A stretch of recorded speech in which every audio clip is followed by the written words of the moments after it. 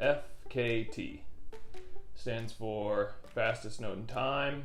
So you get like a route or segment, a point to point or a loop, whatever, and you just start compiling times. It's really just a list. It's like a Strava segment, but it seems to be reserved for more of the epic routes, which is why this one's a bit unique.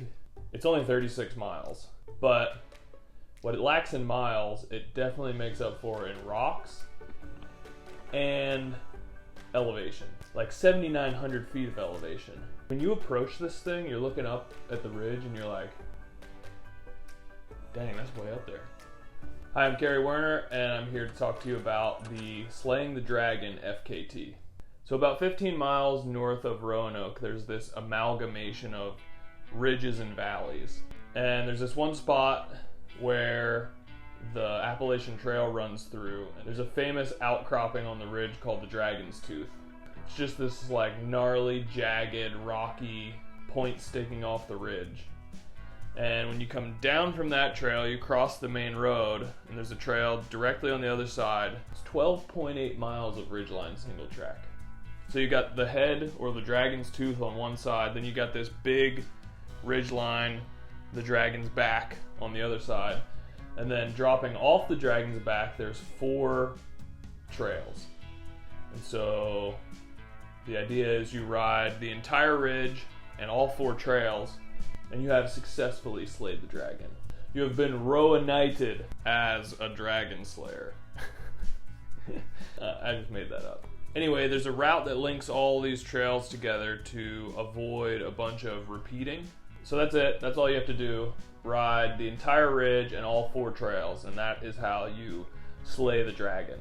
To make this happen, I've got a few key component choices. I'll be out there on the Kona Hey, a 120 front and rear travel bike, and almost equally as important, this bike will fit 2 bottle cages.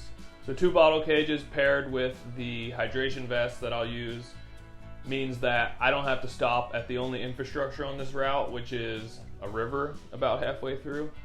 In addition, I'll have the Shimano 1x12 XTR system, a 34 in the front with a 5110 in the back, which means I'll have some range, which is good because this route has everything from wide open pavement and gravel to hike bikes.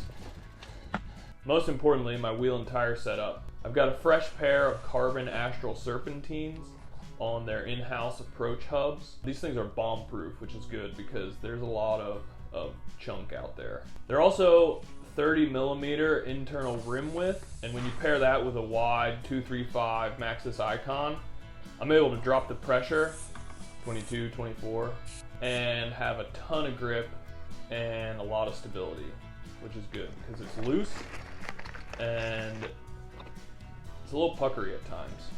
I wouldn't say I'm nervous about doing the route per se. Like, I know I can finish it. There's 2 things of concern for me. One is just laying down a really fast time the first go, just because it's gonna be really hard, and I don't think it's something that I'm gonna wanna do very often. The other thing is, I kinda want people to look at my time and kinda double take and be like, do you do that on an e-bike?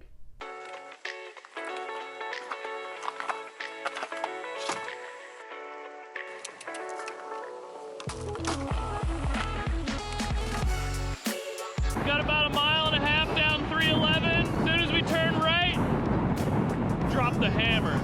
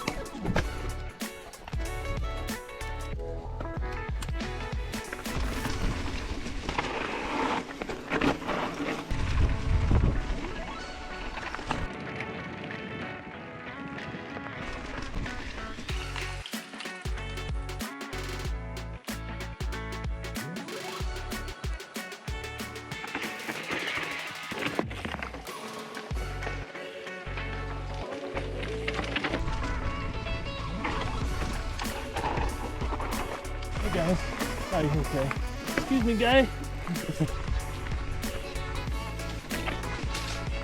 I mean, sure, there's room for improvement. This was my first go at it. You know, pacing could be adjusted. The ridge was a little shaggy. Oh. But I think overall, I set the bar pretty high.